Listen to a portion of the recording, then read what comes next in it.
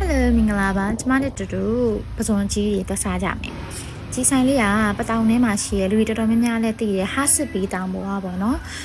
Black Leg barbecue ဆိုင်ပေါ့နော်ဒီဆိုင်ကလေသူများတွေဆိုင်နေတော့အရန်ကြီးပစ္စည်းမစုံဘူးဆိုပေမဲ့ quality ကအရန်ကောင်းပါတယ်ပြီးတော့နေရအခင်းကျင်းကကြကြဝန်းရှိတယ်အပြင်မှာလည်းထိုင်လို့ရတယ်အတွင်းမှာလည်းထိုင်လို့ရဖြစ်တဲ့အတွက်စပင်အနံဆွဲတာတွေ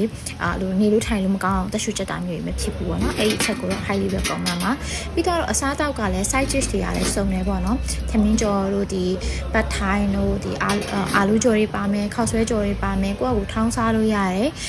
တင်မော်ဒီထောင်းပါမယ်ဒါကတော့ပုံမှန်ဆိုင်နေတဲ့အလိုပဲပေါ့ပြီးတော့ချက်ချောက်ထောင်းအဲ့ဆန်ချက်ချောက်ထောင်းကလုံးဝ fine ကြည့်တင်နေတယ်မှာပါပါတယ်ရှင်ပြီးတော့ဒီဆိုင်ကတယောက်ကို300ကြော်ပေါ့နော်ဒါပေမဲ့အားလုံးပေါင်းအပါဆိုရှင်တယောက်ကို400လောက်တော့ကျတယ်ပေါ့နော်အချင်းကြီးကလည်းသူကအမျိုးအစားစုံပေးထားဖြစ်တဲ့အတွက်ဒါပေမဲ့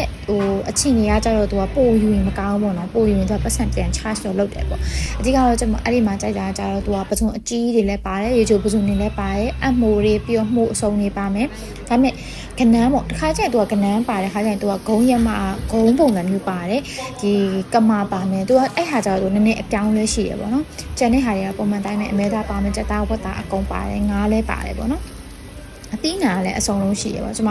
ဗီဒီယိုပြန် recording သွင်းနေတယ်တည်ရအောင်ကြားတယ်လုံးဝစားခဲ့တာတွေကိုပစုံတွေကလုံးဝ share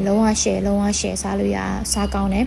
လုံးဝလက်တယ်ပေါ့နော်အဲ့ဆိုင်ကလေတရုတ်တွေကြားထဲမှာအရန်နဲ့မယ်ကြီးရောအမှတရုတ်ကဆန်ပိုင်းမှာအများကြီးပဲအဲ့ဒါနဲ့အချိုးပွဲလေးကိုပါစားခဲ့တယ်ဆိုလို့ရှိရင်မုတ်လက်ဆောင်လေးလောက်စားခဲ့ပါတယ်ဒါဗီဒီယိုလေးကလောက်ပါပဲကျေးဇူးတင်ပါတယ်ရှင်ပြန်ပါပြီတတ